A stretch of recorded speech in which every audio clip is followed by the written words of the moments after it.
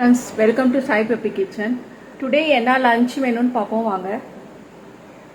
என்ன சாப்பாடுனா சுட சாதங்க. சாதம் வடித்து எடுத்து வச்சுருக்கேன். சுட சுட சாதங்க. சாதம் அப்புறம் இன்னைக்கு என் பொண்ணுக்கு ரொம்ப ரொம்ப பிடிச்ச குழம்புங்க. மொச்சக்கொட்டை கத்திரிக்காய் போட்டு காரக்குழம்பு. காரக்குழம்பு அவங்க சாப்பிட மாட்டாங்க. எங்கள் வீட்டு மேடம், குட்டி மேடமும் என் பொண்ணு காரக்குழம்பு சாப்பிட மாட்டா. ஆனால் இந்த குழம்பு மட்டும் பிடிக்கும்.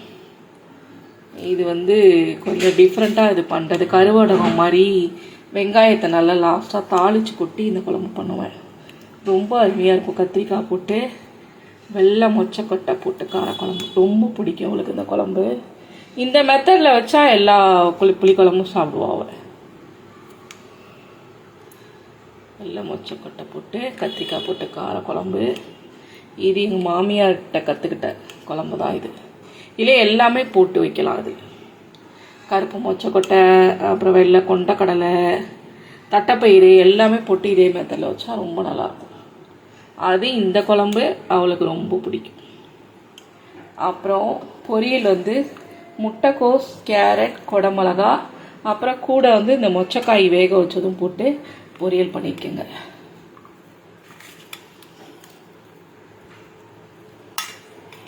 பொரியல் இதுக்கு நல்லாயிருக்கும், காம்பினேஷன் நல்லாயிருக்கும். மொச்சக்காய் வேக வச்சது கொஞ்சம் எக்ஸ்ட்ரா இருந்தது நிறையா, அதனால் இந்த பொரியல் கூட சேர்த்து பண்ணிட்டேன், நல்லாயிருக்கும்ன்ட்டு.